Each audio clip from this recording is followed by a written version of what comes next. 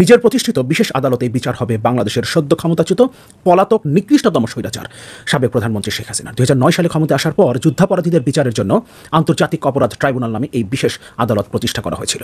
2010 সাল থেকে এটা কার্যকর হয় এবং মানবতা বিরোধী কর্মকাণ্ডের অভিযোগে অভিযুক্তদের এখানে বিচার করা হয়। এবার 2024 সালে গণহত্যার দায়ে অভিযুক্ত শেখ হাসিনা এবং তার সহযোগীদের বিচার করা হবে এই আন্তর্জাতিক অপরাধ ট্রাইব্যুনালে। আমার সাথে থাকেন, আমি বলছি আপনাদেরকে। এবং আরেকটা খবর হলো, স্বরাষ্ট্রমন্ত্রী আসাদুজ্জামান কামাল সেনাবাহিনীর হেফাজতে আছে বর্তমানে। এই তথ্যটা কোথাও কনফার্ম করা হয় না, এবার আই ক্যান কনফার্ম দেয়ার এবং ডিবি হারুনকে গণদুলাই দিয়ে বর্তমানে আইসিইউতে আছেন মৃত্যুর সাথে। প্রিয় দর্শক, আসসালামু আলাইকুম। নতুন একটি নিউজ ভিডিওতে আপনাদের জানাচ্ছি স্বাগতম। আজকের এই ভিডিওটি কেমন হতে চলেছে আপনারা ইতিমধ্যে ভিডিওর অংশ বিশেষ দেখেই বুঝেই গিয়েছেন। সেই সাথে আজকের এই ভিডিওতে আপনারা দেখতে চলেছেন শেখ হাসিনা কিন্তু ভারতে নিরাপদ নয়। ভারত থেকে কিন্তু শেখ হাসিনাকে বের করে দেওয়ার এবং কোর্টগাড়ায় দাঁড়া করানোর একটা পরিকল্পনা চলছে, এমনটা কিন্তু জানিয়েছে গণমাধ্যম। শুধু তাই নয়, সম্মানিত দর্শক, আজকের এই ভিডিওতে আপনারা দেখতে চলেছেন আন্তর্জাতিক পর্যায়ে কিন্তু শেখ হাসিনার বিরুদ্ধে মামলা হয়েছে। যখন তখন আন্তর্জাতিক কাঠগড়ায় কিন্তু দাঁড়াতে পারে শেখ হাসিনা।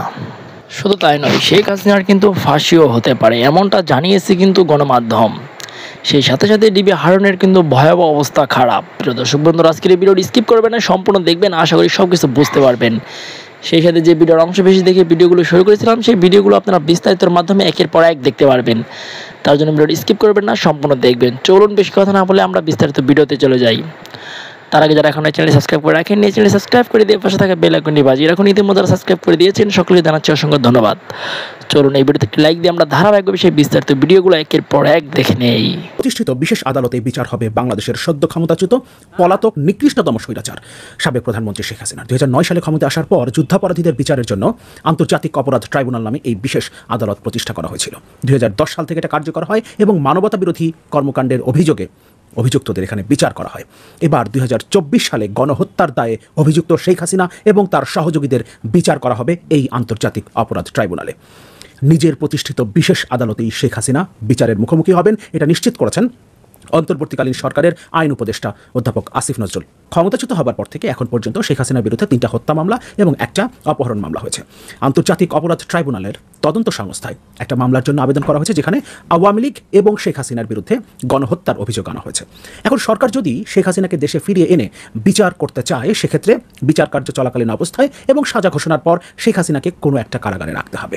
সেক্ষেত্রে শেখ হাসিনাকে কোন কারাগারে রাখা যেতে পারে সেই আলোচনা আমরা করব।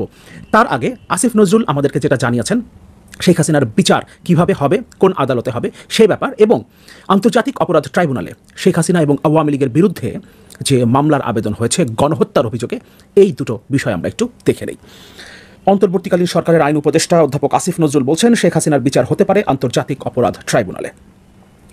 ছাত্র জনতার আন্দোলন ঘিরে 1 জুলাই থেকে 5 আগস্ট পর্যন্ত যেসব হত্যাকাণ্ড ঘটেছে সেগুলোর জন্য নির্দেশদাতা হিসেবে সদ্য সাবেক প্রধানমন্ত্রী শেখ হাসিনার বিচার আন্তর্জাতিক অপরাধ ট্রাইব্যুনালে হতে পারে বলে মন্তব্য করেছেন অন্তর্বর্তীকালীন সরকারের আইন উপদেষ্টা অধ্যাপক আসিফ নজরুল। আসিফ নজরুল বলেন, গত 1 জুলাই থেকে 5 আগস্ট পর্যন্ত ছাত্র জনতার আন্দোলনে সংগঠিত হত্যাকাণ্ডের ঘটনাগুলোর বিচার আন্তর্জাতিক অপরাধ ট্রাইব্যুনালে করা হবে। তিনি বলেন, গণহত্যা ও গুলিবর্ষণ এসব ঘটনার জন্য কিছু মামলা হয়েছে। রাজপথে থাকা বিভিন্ন ছাত্র সংগঠন, মানবাধিকার সংগঠন, জনগণের বিভিন্ন গোষ্ঠী প্রশ্ন করেছে এটাকে মানবতা বিরোধী অপরাধ হিসেবে বিচার করার সুযোগ আছে কিনা। তারা সেটা খতিয়ে দেখেছেন, তাতে তারা দেখেছেন এই আইনের অধীনে এই হত্যাকাণ্ডের সঙ্গে জড়িত ব্যক্তিরা যারা আদেশ দিয়েছেন, বিভিন্নভাবে সহযোগিতা করেছেন, তাদের সবাইকে বিচারের আওতায় আনা সম্ভব। আইন উপদেষ্টা বলেন, সাবেক সরকারের সরকার প্রধান সহ অন্য যারা জড়িত থাকার অভিযোগ রয়েছে, তাদের আদেশ নির্দেশ থাকার অভিযোগ রয়েছে। আমরা পত্রপত্রিকায় কিছু মন্ত্রীর নাম দেখেছি, আমরা এখানে কোনো ছাড় দেব না। আমরা বিদায়ী সরকারের প্রধানমন্ত্রী সহ অন্যদেরও যদি কমান্ড রেসপন্সিবিলিটি থাকে, আমরা সেটা পর্যন্ত খতিয়ে দেখব।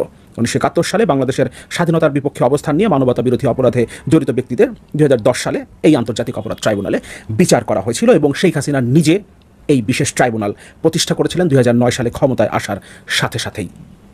এবার আমরা একটু দেখি আন্তর্জাতিক অপরাধ ট্রাইব্যুনালের তদন্ত সংস্থায় গণহত্যার অভিযোগে মামলার যে আবেদন করা হয়েছে। আওয়ামী লীগ ও শেখ হাসিনার বিরুদ্ধে গণহত্যার অভিযোগ এনে ট্রাইব্যুনালের তদন্ত সংস্থায় আবেদন। ছাত্র জনতার গণ আন্দোলনে ক্ষমতাচ্যুত প্রধানমন্ত্রী শেখ হাসিনা, সাবেক মন্ত্রী প্রতিমন্ত্রী, পুলিশের সাবেক মহাপরিদর্শক এবং সংগঠন হিসেবে আওয়ামী লীগ, যুবলীগ, ছাত্রলীগ ও এর অঙ্গ সংগঠনগুলোর বিরুদ্ধে গণহত্যা ও মানবতা বিরোধী অপরাধের অভিযোগ দাখিল করা হয়েছে আন্তর্জাতিক অপরাধ ট্রাইব্যুনালের তদন্ত সংস্থায়।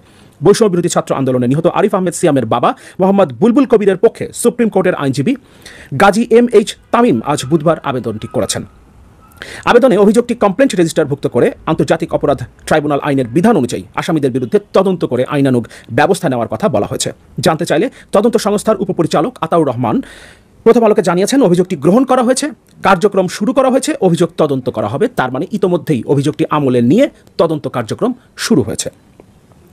আবেদনে ঘটনার স্থান হিসেবে সমগ্র বাংলাদেশ উল্লেখ করা হয়েছে। ঘটনার তারিখ এবং সময় উল্লেখ করা হয়েছে 15 জুলাই থেকে 5 আগস্ট এবং ঘটনার তারিখে আহত হয়ে পরবর্তী সময় বিভিন্ন তারিখে নিহত হওয়ার কথা উল্লেখ করা হয়েছে। অভিযোগকারীর আইনজীবী গাজী MH তামিম প্রথম আলোকে বলেন, অভিযোগ সংবলিত আবেদনটি আজ দুপুরে তদন্ত সংস্থায় দাখিল করা হয়েছে।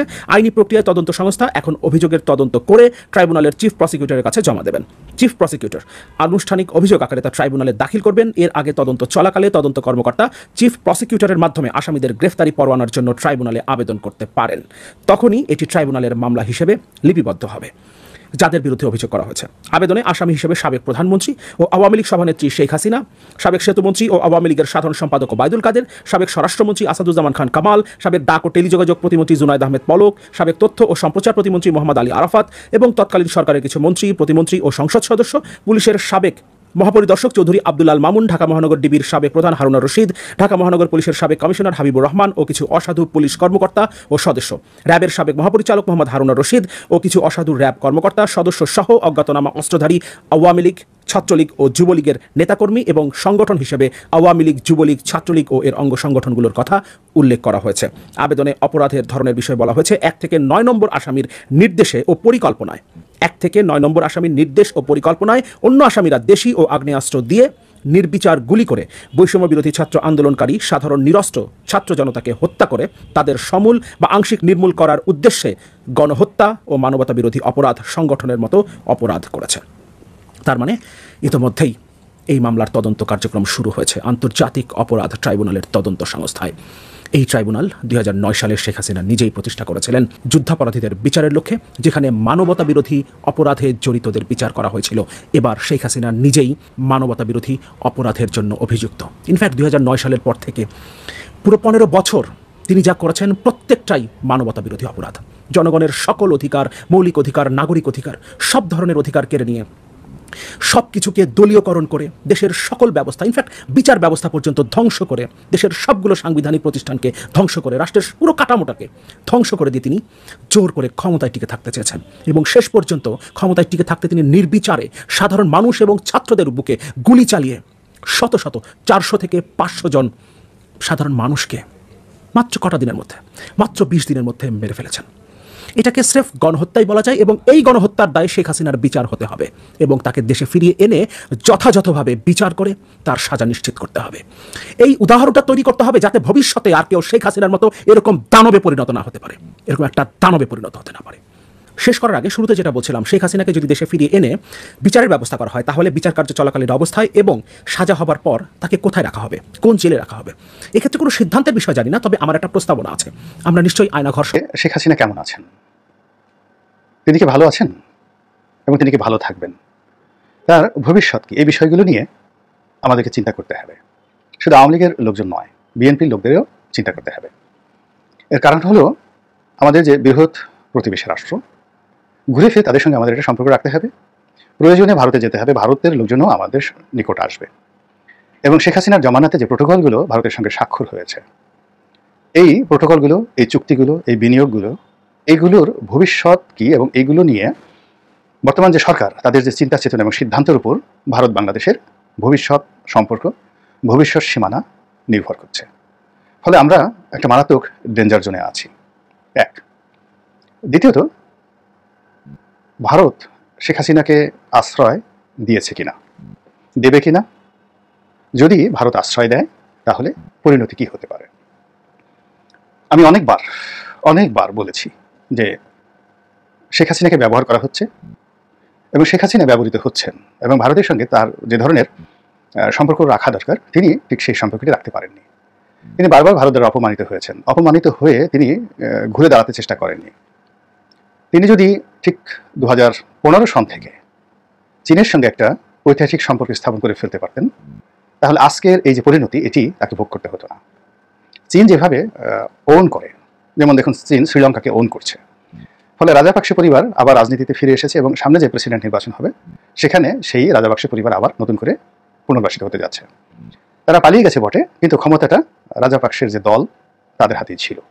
এই হলো বাস্তবতা। এভাবে চীনের নতুন যে উপনিবেশগুলো রয়েছে আফ্রিকাতে, এশিয়াতে, সব ক্ষেত্রেই তারা কিন্তু তাদের যে নীতি অত্যন্ত স্ট্রংলি তারা সেটা বাস্তবায়ন করে যাচ্ছে। আপনি উত্তর কোরিয়ার কথাই চিন্তা করুন।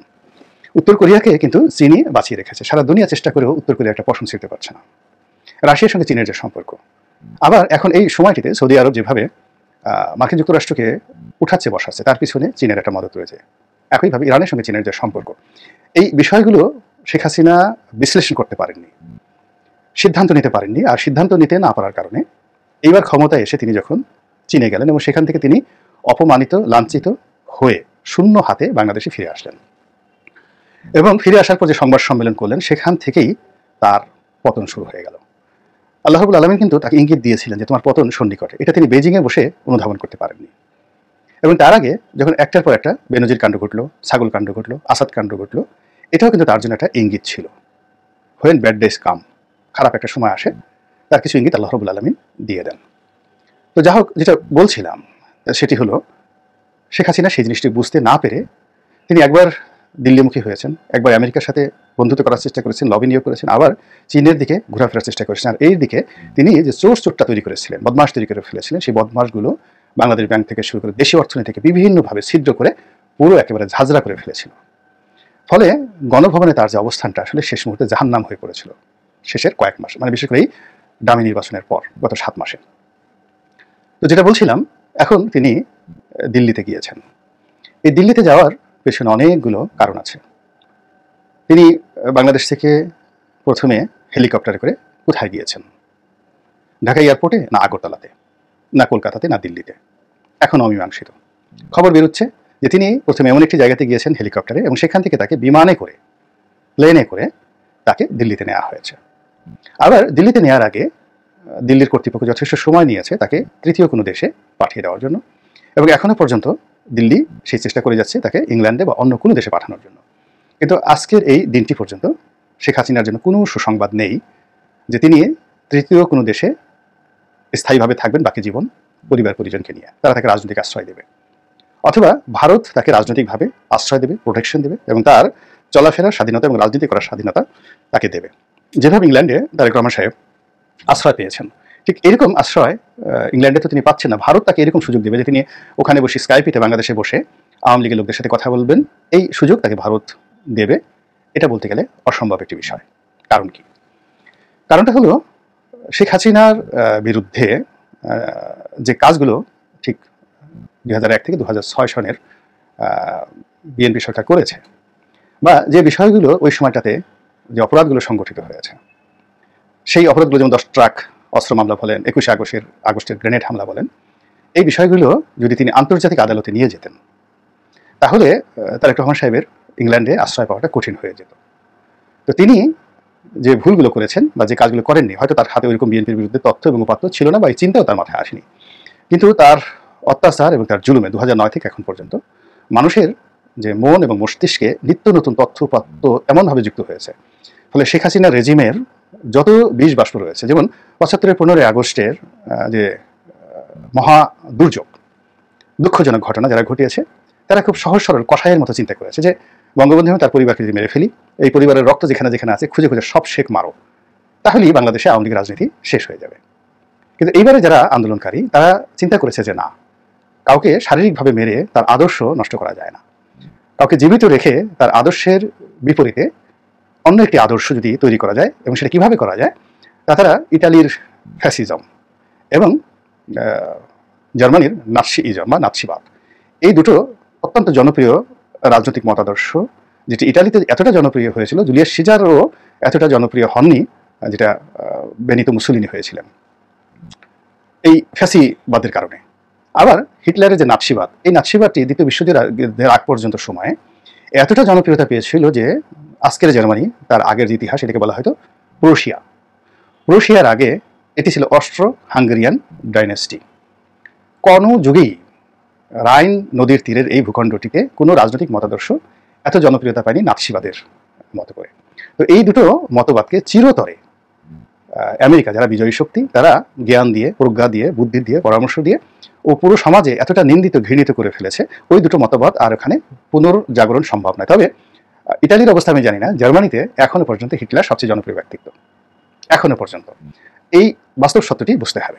তো বাংলাদেশে যে আওয়ামী লীগ, তাদের যে রাজনীতি, তাদের যে মতাদর্শ এবং শেখ হাসিনার ভবিষ্যৎ এবং তার বংশধরদের রাজনৈতিক ভবিষ্যৎ, এটিকে কাগজে কলমে আইনের মারপ্যাচে দেশে এবং দেশের বাইরে পুরো ধ্বংস করার জন্য সকল প্রস্তুতি এই দেশের সিভিল সোসাইটি, দেশে এবং দেশের বাইরে অনেক পক্ষ সময় সেই জিনিসগুলো রয়েছে। ফলে সামনের দিনগুলিতে আন্তর্জাতিক আদালতে মামলা হওয়া এটি সময়ের বিষয় মাত্র। দেশে ইতিমধ্যে অনেকগুলো মামলা হয়েছে, আরো অনেক মামলা হবে, এবং এত তরতাজা উপাদান রয়েছে এই মামলার, হত্যাকারী হিসেবে, খুনি হিসেবে। এবং সেখানে অন্তত এই মামলাগুলোতে আওয়ামী লীগের যদি বলা হয় 1 লাখ লোককে ফাঁসিতে ঝুলিয়ে তাদের মৃত্যু কার্যকর করতে হবে। আওয়ামী লীগ জামাতের নেতাদেরকে ফাঁসিতে ঝুলিয়ে মনে করেছিল যে বিরাট কিছু করে ফেলেছে। তো জামাতের কয়জনকে ফাঁসি দিয়েছে। এখন যে হত্যাকাণ্ডগুলো ঘটেছে, সেই হেফাজতের সময় যে ম্যাসাকারগুলো হয়েছে, বিডিআরের যে কিলিং হয়েছে, পিলখানা কিলিং, সেটি, আর এই যে ছাত্র জনতার গণ অভ্যুত্থান, এই সময়টিতে যে প্রাণহানি হয়েছে, সব কিছুর যে তথ্য প্রমাণ রয়েছে, ডকুমেন্ট রয়েছে, সেই ডকুমেন্ট ব্যবহার করে আওয়ামী লীগের 1 লাখ লোক, কম করে হলেও 1 লাখ নেতা, কর্মী, আমলা, কামলা, পুলিশকে ডাইরেক্ট ফাঁসিতে ঝুলিয়ে মারা, ফায়ারিং স্কোয়াডে মারা, এটার কোনো বিষয় আইনগত বৈধতা রয়েছে। এবং এই জিনিসগুলো নিয়ে দেশে এবং দেশের বাইরে যত বেশি এটা প্রচার হবে, এই বিচার চলবে, ভারত সারা দুনিয়াতে তত বেশি নিন্দিত হতে থাকবে। এবং তারা শেখ হাসিনাকে আশ্রয় দিয়েছে, প্রশ্রয় দিয়েছে, এবং তার মাধ্যমে 3টি নির্বাচন এবং বাংলাদেশের এরকম জেনোসাইড তারা চালিয়েছে।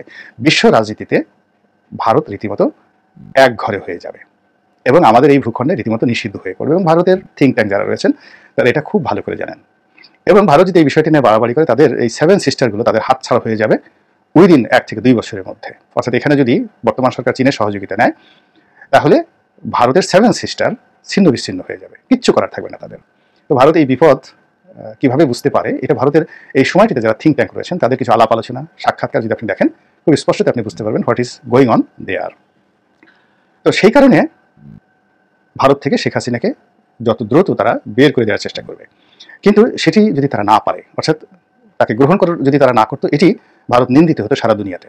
কিন্তু তারা সেটা গ্রহণ করেছে। এখন এটি বর্জন করার জন্য এমনকি তারা সর্বশেষ চেষ্টা করবে ভুটানে পাঠানোর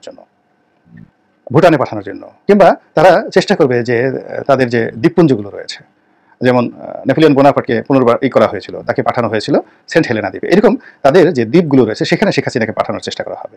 তাকে গ্রেপ্তার দেখানো হতে পারে, তাকে সেখানে বিচারের মুখোমুখি করা হতে পারে, একেবারে সর্বোচ্চ ভালো যে জিনিসগুলো, অথবা তাকে বাংলাদেশে ফেরত পাঠাতে হবে, আন্তর্জাতিক আদালতে তুলে দিতে হবে।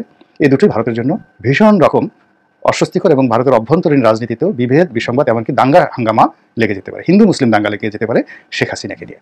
সেক্ষেত্রে যা হয় সেটা হলো স্লো পয়জনিং, ধীরে ধীরে ধীরে ধীরে বিষ দিয়ে খুব অল্প সময়ের মধ্যে, যেহেতু সে এইজেড, তো তাকে একেবারে আইসিইউতে পাঠিয়ে দেওয়া, ইনঅ্যাক্টিভ করা, গ্লোবাল মিডিয়াতে তার অসুখগুলো দেখানো, তারপরে একটা সময় তাকে মৃত্যু ঘোষণা করা। এটাও রাজনীতির ময়দানে একটা দুটো নয়, শত শত হাজার হাজার ঘটনা যুগে যুগে কিন্তু ঘটে আসছে। আফ্রিকাতে ঘটেছে, ইউরোপে ঘটেছে, আমেরিকাতে ঘটেছে, ভারতে ঘটেছে।